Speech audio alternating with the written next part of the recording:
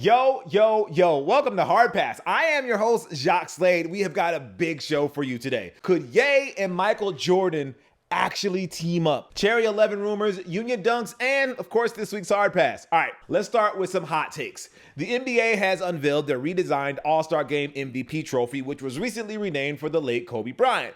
It's, glass something or other with several touches that pay tribute to Mamba. It's cool, but personally, I was kind of hoping for a silhouette where he is doing one of his iconic dunk poses. Even better, what if it was his angry eyes when somebody wrongs him? Like, who wouldn't want a trophy of Mamba staring daggers at Nick Young? Brooks Koepka showed off his massive sneaker collection, proving once again that if you're a top-tier Nike athlete, you're going to need a house with a massive floor plan. Props to Brooksy, though, for acknowledging that while his collection is dope, he still has to catch up with my man, Pat Perez. Golfers out here pushing P, man, and it's a beautiful thing. And yes, if you caught me on the Golf Channel last weekend, I'm pretty sure I now hold the PGA Championship belt for the most current rap reference on our live broadcast. The last person to the belt was probably somebody who said, whoop, there it is after a hole-in-one a year ago. Tag team back again. If you know, you know. Anyway, Cardi B wore a corset made out of a pair of Balenciaga trainers. Props to her, she looks great in them. It's the best use of those kicks since Asics made them first as running shoes. Foot Locker was in the news, and man, I wish this wasn't a real story, but a hopefully now former store manager in Brampton, Ontario, Canada, posted several stories of himself being naked in the inventory and claiming to, let's just say, relieve himself on sneakers that he would then give to customers to try on. Look, I can't even imagine the logistics and time frame of someone being able to pull that off in a store with customers and employees. And yes, I immediately regret using the term pull that off. Phrasing, Jacques, phrasing. Congratulations to episode 5 and 6 of the Book of Boba Fett.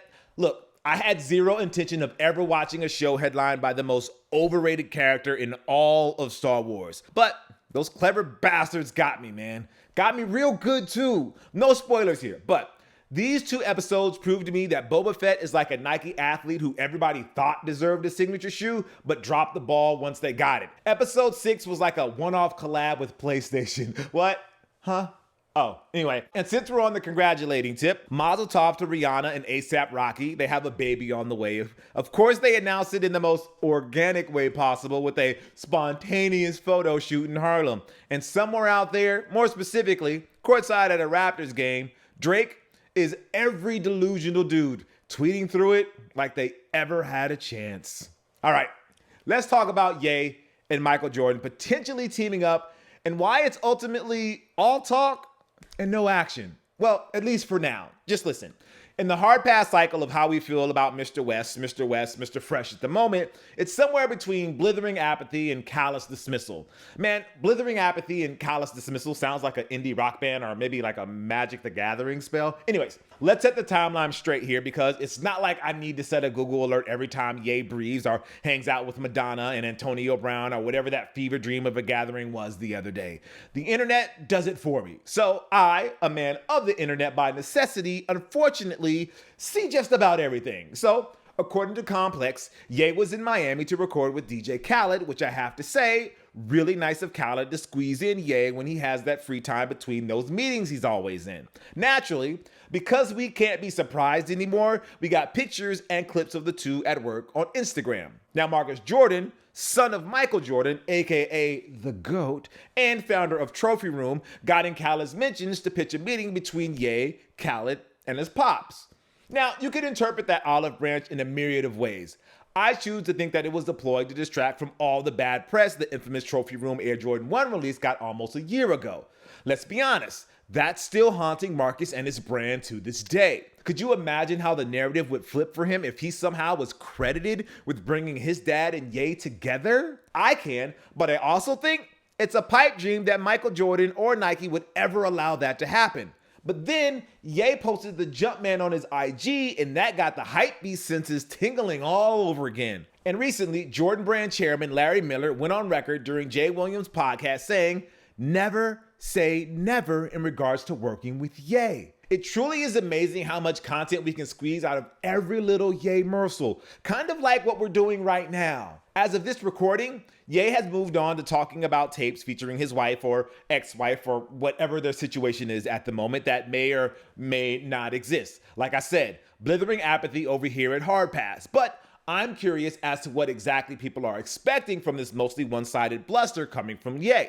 Like, do they really believe that Kanye West, who is signed to Adidas and is bringing in literally billions of dollars of revenue for himself and the Three Stripes thanks to his obscenely successful Yeezys, will be able to jump over to the Jumpman for a one-off sneaker? What world do these stans think that we live in that Nike and Jordan brand, whom Ye has famously dissed and fawned in equal amounts over the years in interviews, social media posts, and in songs, would welcome him back? Like Miller said, you never say never in any business when it comes to potential collaborations. Like 90s kids who grew up seeing Sega and Nintendo feud for video game supremacy eventually saw Sonic the Hedgehog pop up on Nintendo consoles by the early 2000s. WCW was a real threat to WWE's stranglehold in the wrestling world, but by 2001, they were jobbing to Vince McMahon. Adidas and Reebok were former rivals competing for the number 2 spot in the sneaker world until the former bought out the latter in 2005. Now, in these examples, one party was clearly in a position of strength while the other was in shambles. Adidas is nowhere near being in shambles, and selling to Nike would probably trigger a handful of antitrust lawsuits. The Three Stripes will humor, or let's just say ignore, a Ye Instagram post here and the threat that he'll wear nothing but Jordans until he's on the board of directors. And by the way, I guess Ye is now on the board of directors since he never actually started wearing Jordans, or maybe he's not. As long as the kids are buying Yeezys and puffy Gap jackets, this cycle is going to continue. Oh, sorry, quick tangent. Before we get back to Ye and MJ, don't misconstrue my criticism of Ye's efforts to get on the Adidas board as me not wanting him on the Adidas board. We need diversity on every level of business, but especially at the top. Ye knows the sneaker and fashion business in and out way more than I do, and maybe he is making incredible inroads behind the scenes to get to that level. I just don't think making empty threats like wearing Jordans helps his cause. That's all. Where was I?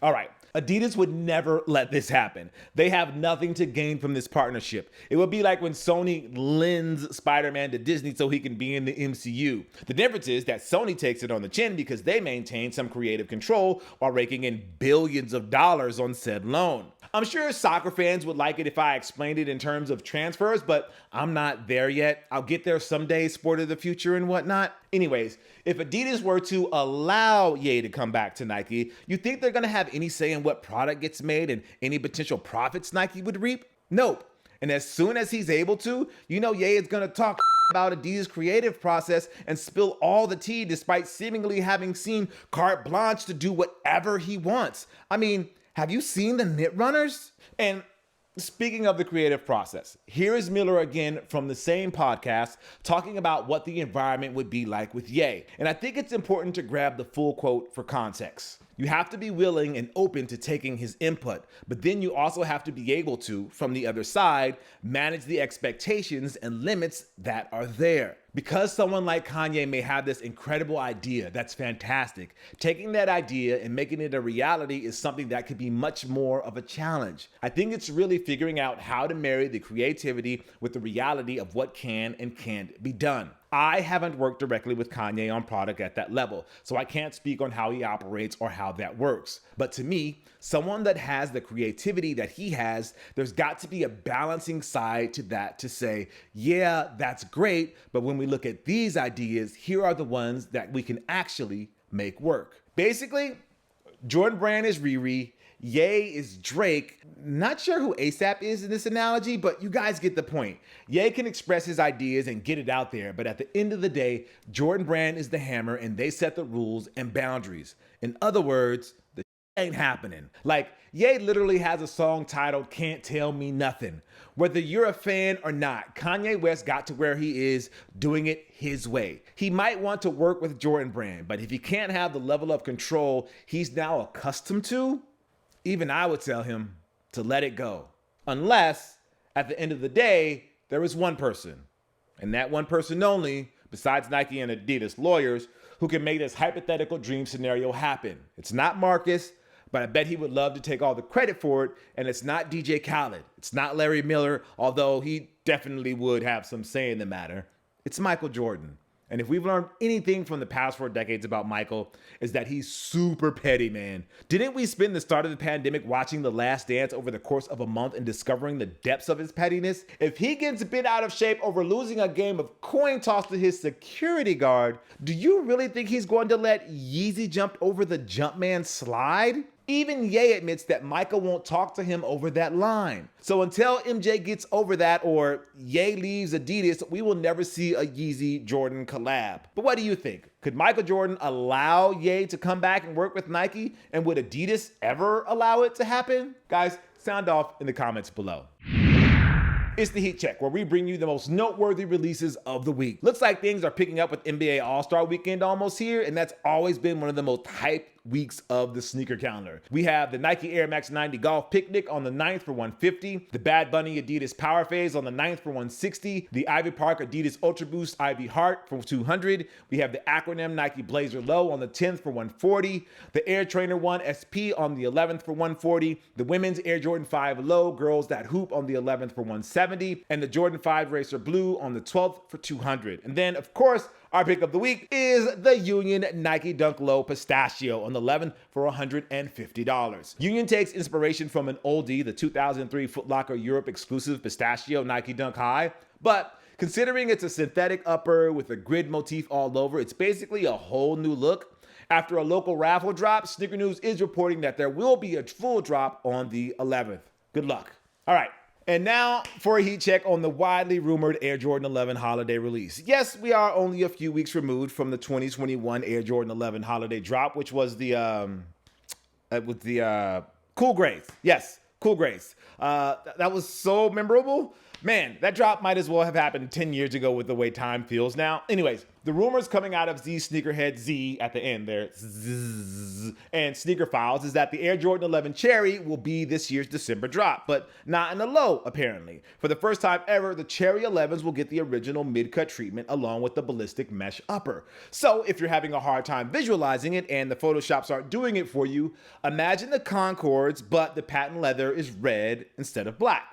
Personally, I think it's actually amazing that it took this long for Jordan Brand to pull the trigger on such a release. I'd say it's restraint, but considering some of the lackluster 11s we've seen drop through the years, nah, I don't think it's that. Let me know what you think about the Cherry 11s. And for our final story, it's time for this week's Hard Pass, where we take a look at something in the culture that just needs to go. Like everybody posting videos of their Yeezy Gap puffy jackets and trashing it. You knew what it looked like before you got it. You were buying a 1997 Missy Elliott music video, or if you're a gamer, Kirby cosplay. Why are you complaining? This is what complete creative control looks like, kids. Get used to it. Anyways, this week's actual Hard Pass goes to phrasing. Lately, we've been seeing a lot of examples of memes where the image or the video doesn't match the text. Not to sound like Inigo Montoya, but when I keep seeing reckless tweets like the patent leather ones are, quote, low-key the hardest Jordans of 2021, I don't think that means what some of you think it means. Now, I'm not going to out the person who put that tweet up because, hey, we all make mistakes. Or this one, the new classic, non-Yeezy Adidas is underrated. Yeah, the brand with the $55 billion market cap is somehow underrated. Like people weren't rocking NMDs and Ultra Boosts just a few years ago. However, I will post this video of a reseller, quote, cashing out the Nike store because they saw some white on white Air Force Ones and Jordan 12s. I'll be honest, I was actually kind of interested to see what they meant by cashing out. Like, I fell for it. I thought they were going to buy every pair in the store. There was going to be a big old U-Haul by the drop-off and pickup zone next to the store because that's clearly the Grove in LA. I made the mistake of being excited and I paid the price. Just disappointment all around, man. It was a failure. Nothing but failure. I could have done that. I could have bought out the Nike store, which means it's not that impressive. As my man John Gotti said in the comments, they were playing fast and loose with the terms bought out and cash out. Like, congrats on living your West Coast Joe dreams, I guess. Whether it's a kid who pretends to not know his dad's old Michigan dunks aren't a big deal, or trying to pull off a 2019 fit for a 2005 meme, I just wish there was a little more accuracy, that's all. I get that part of the appeal is that it's supposed to be a little rough around the edges and not so slickly produced, but I would appreciate it if we just tried a little harder. And no, kids back in the day did not all wear their new J's at the same time in school. That was mad corny then, and it's mad corny now. Only time I ever found that trend was funny was when the Grape 5 came up almost a decade ago. So where do you think sneaker memes are going? In a good place or a bad one? I thought this was a pretty good one.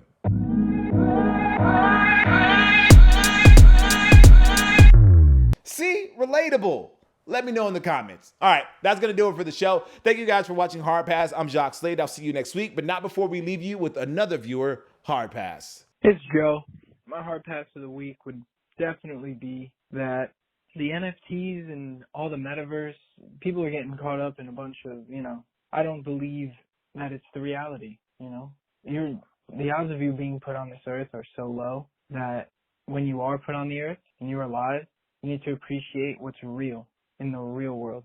Everybody needs to escape from technology every once in a while because in the end, the metaverse isn't real. Focus on the things that matter. That's my hard pass. Thanks, person who likes to be outside. If you would like to share your own hard pass, give us a call at 818-493-9325. Leave a short message, your socials if you want, no more than 30 seconds, and you might be featured in a future episode. I'll see you guys next week. But now before I tell you, click here for my review of the patent leather Jordans, and then also click here for this very cool video of a Nike ACG package that came in the mail. Total surprise, came in this giant cooler. Check it out. Think you guys will watch it. All right, I'll see you soon. Peace.